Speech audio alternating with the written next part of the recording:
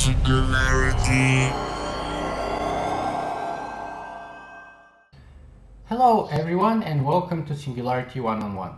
Singularity One-on-One is a podcast feature of Singularity weblog where you can go and listen to it or download it in full. As you may already know, my name is Nicola, aka Socrates, and as always, I will be the man with the questions. Today, my guest on the show will be Ramez Naam. Ramez is the author of a very interesting book that I just finished reading called More Than Human. This book was called A Terrific Survey of Current Work and Future Possibilities in Gene Therapy, Neurotechnology, and Other Fields by the LA Times, and it also received the 2005 H.G. Wells Award for contributions to transhumanism. In addition, Naam spent about 13 years at Microsoft, where he led development on early versions of programs such as Microsoft Outlook, Microsoft Word, and the Bing search engine. So, without further ado, welcome to Ramez Naam to Singularity One-on-One. Thank you, Nicola. Thank you, Ramez. So, let's jump with our first question here. And I would like to start with your biography. And in particular, I want to find out how did your interest in technology begin, and about what age and whereabouts? Well, I'm an immigrant. I was born in Egypt and came to the United States at the age of 3, and kind of grew up in this culture. And growing up, I was always fascinated by science. Actually, when I decided to go to university, my first love was philosophy. I was very curious about the big questions about life. My second was physics, and my third was computer science. But I figured that you couldn't make a living in philosophy. I didn't want to wear a white lab coat all the time, which is how I imagined physicists. And so computers, my third love, are what I decided to go into. And I'm glad I did. So philosophy and computers, that's a very, very interesting mixture. So let me begin then with this. What in more specific is your interest in philosophy? Is it ethics? Is it something else? Well, I think there's a lot of big questions. I think ethics is a very fertile ground for philosophy. I think epistemology, the Yeah. question of how do we know what we know, how do we know what is true or what we think is true, and then really I loved in university philosophy of mind, Mhm. consciousness, intelligence, volition, free will, all of that stuff. And how did you make the jump from philosophy to computers? Because that's a very substantial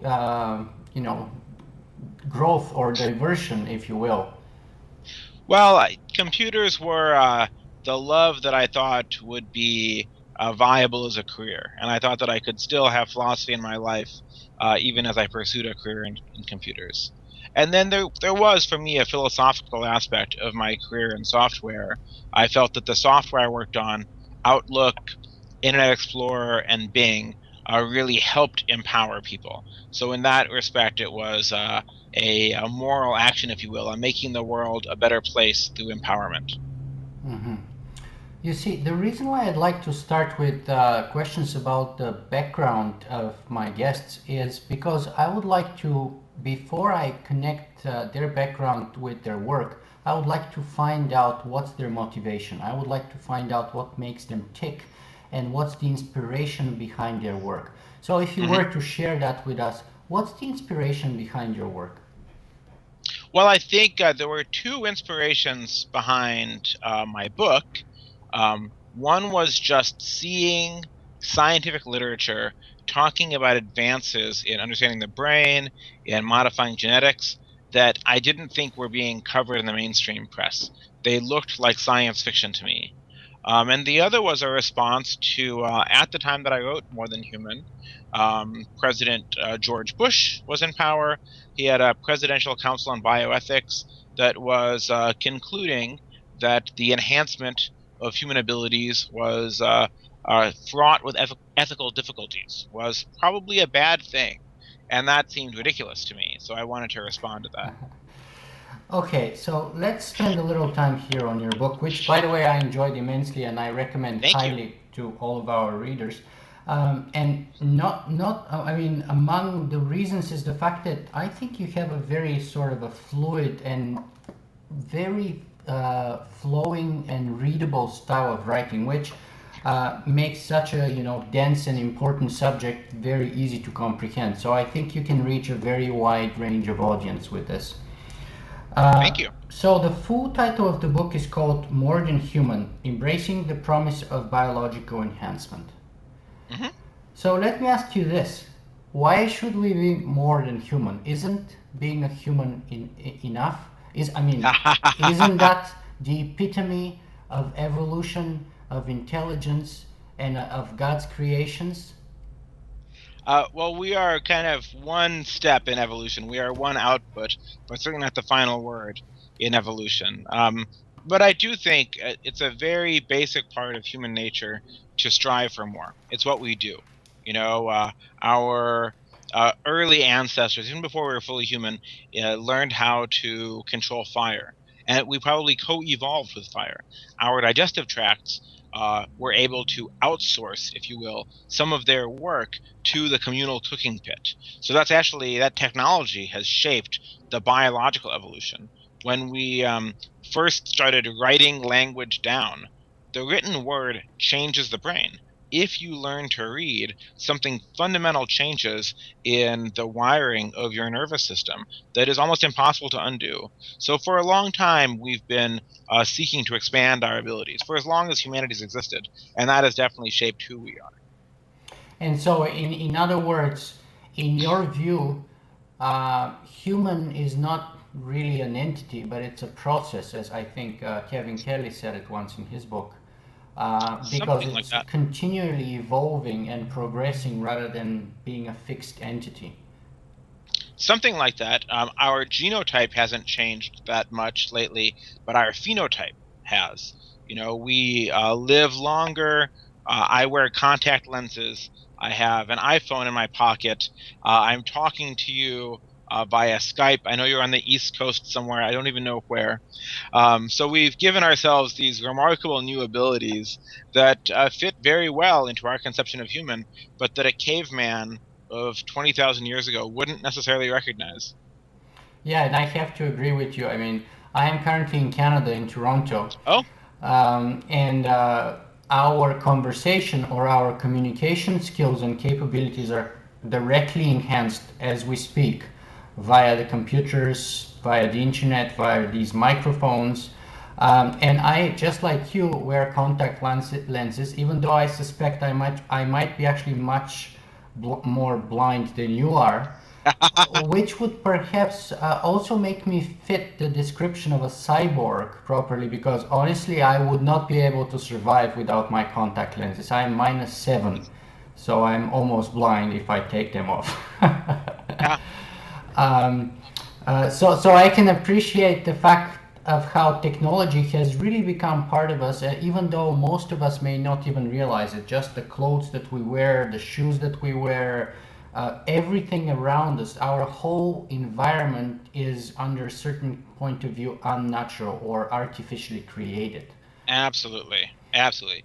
And again, I want to point out that this comes down to even the insides of our brains and bodies.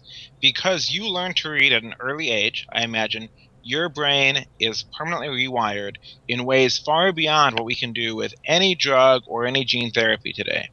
Because for a million years, Homo erectus was using fire, the human digestive tract has evolved in various ways that allows us to be more efficient in eating cooked food, but less effective at eating raw food. So technology has been affecting not just our outsides, but even our actual biological insides for quite some time. Okay, but let me ask you this then. It is one thing to say, some people would say this. It is one thing to say that we can enhance the external capabilities of our bodies via the usage of clothing or microphones or contact lenses and glasses, computers, etc. It's another thing to start meddling with the genomic structure and the DNA code that we possess. And people would say that the difference is one of quantity versus quality. And that's qualitatively different step. That's the step of playing God, if you will. Yeah, I just don't see it that way. Or it's not that I do, it's that we have always played God. So here's another way to look at this. You have about 1 trillion cells inside your body, and you have about 10 trillion microorganisms that are symbiotic with you. We have affected them tremendously through the use of antibiotics, through what we eat, and so on. We don't really worry about that, even though there's 10 times as much genetic material in your body that's non-human as there is human. Um, we have always looked for ways to improve our health, to live longer, to be smarter, to be faster, to be stronger, to have children that were healthy, to give them the best chances in life possible. And the mechanisms we've used are kind of secondary to the fact that that core desire to find ways to improve the quality of our lives and to improve our capabilities is a basic part of what it means to be human. So let me ask you this then. Is there a point at which we should stop? Because becoming more than human is a process. You know, one step leads to the next step, to the next step, and so on. Is there an end point? Is there a limit that you can see? Is there something that you wouldn't go beyond? Well, maybe I would choose to not go beyond some step. Maybe I wouldn't. I don't know. Probably by the time I get to such a step, I'll be a very different person than I am today, and so I'd make different choices.